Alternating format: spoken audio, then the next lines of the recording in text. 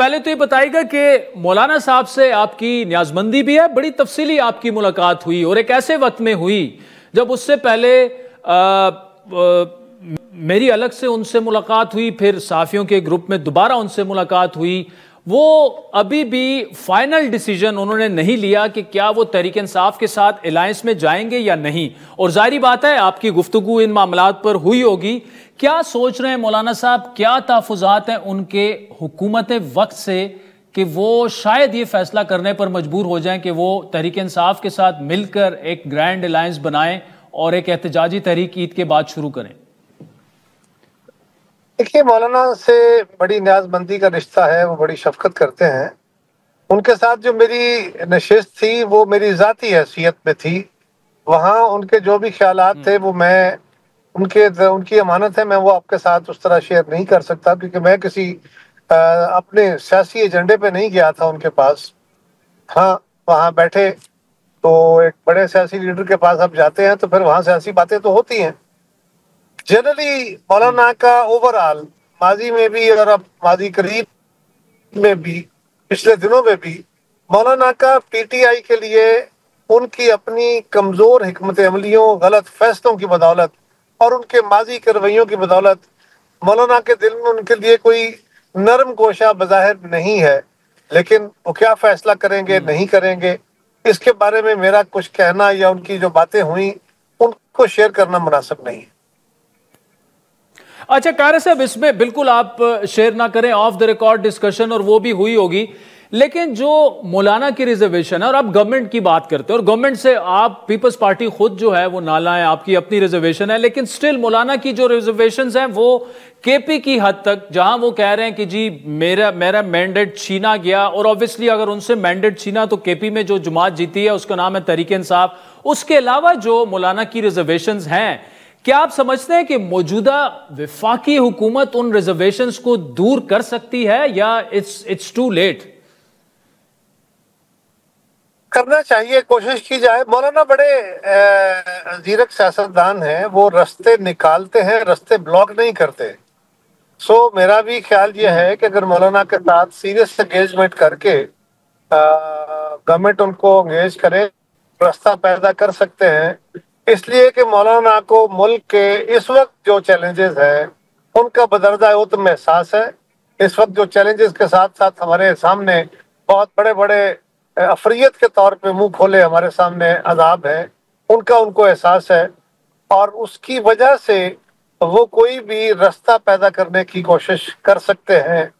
میں بھی اس خیال کا حامل ہوں.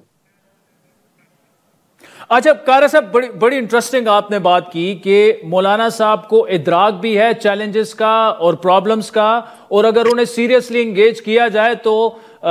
بڑے فار سائٹڈنس ہے ان کی، دور تک وہ سوچتے ہیں. لیکن آپ پھر اس کے بعد وزیراعظم شہباز شریف صاحب سے ملے.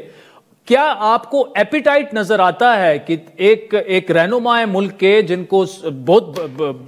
بڑے رہنما ہیں، پی ڈی ایم کو لیڈ کیا ہے، دونوں کے بڑے اہم اتحادی رہے ہیں، زرداری صاحب کے، نواز شریف صاحب کے بڑے دیرینہ مراسم ہیں، لیکن دوسری جانب آپ کو یہ سیریسنس نظر آتی ہے کہ یہ وقت ہے کہ مولانا صاحب کو سیریسلی انگیج کر کے ان کے کنسرنز کو سنا جائے اور ایڈریس کیا جائے؟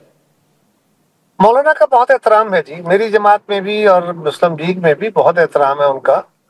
اور آج لاہور میں جو ہماری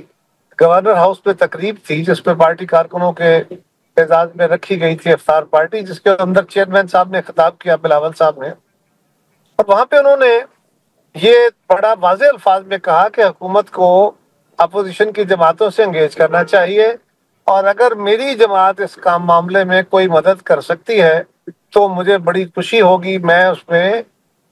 خوشی یہ کام کرنے کو تیار ہوں گا، یہ میری جماعت تیار ہوگی. نہیں قاری صاحب، بلاول صاحب تو چلیں، آپ نے کہا کہ انہوں نے بھی یہ کہا کہ مولانا کو انگیج کرنا چاہیے اور میری پارٹی جو کردار ادا کر سکتی ہے، لیکن آپ کی پارٹی کے تو اپنے اتنے سیریس گلے شکوے ہیں جو حکومت نون لیگ کی ابھی تک دور نہیں کر پائی. اصل معاملہ یہ، آپ پرائم منسٹر صاحب سے بھی ملے، پرائم منسٹر صاحب کیا ان کو یہ ادراک ہے کہ پیپلز پارٹی تو الگ سے ناراض ہے، چلیں آپ ڈی سٹیبلائز نہیں کریں گے گورنمنٹ کو، لیکن مولانا صاحب کو راضی کرنے کے لیے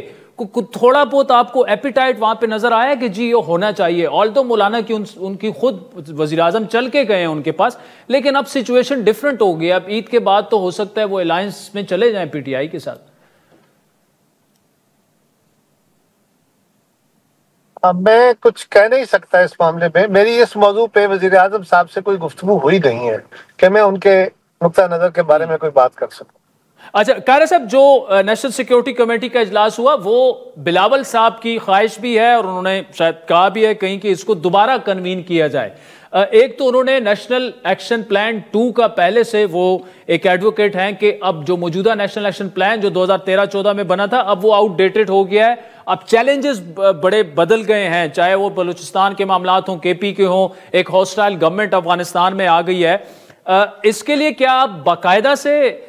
یہ آپ کی طرف سے ایک ریکویسٹ ہے کہ نیشنل سیکیورٹی کمیٹی کا اجلاس دوبارہ کنوین کیا جائے، اور اگر ہے تو اس کی وجوہات کیا ہیں قاہرہ صاحب؟ یہ بات آج بھی چیئرمین صاحب نے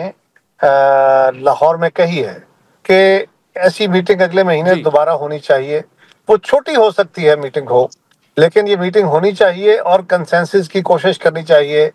انہوں نے پی ٹی آئی کا نام تو نہیں لیا، لیکن اپوزیشن کی تمام کو انگیج کرنے کی بات انہوں نے کی ہے۔ اسی کے تسلسل میں انہوں نے کہا کہ اگر ان کو راضی کرنے کے لیے میری جماعت کو کوئی ذمہ داری دی جاتی ہے اور ہم کچھ کام کر سکتے ہیں تو ہم اس کے لیے حاضر ہیں۔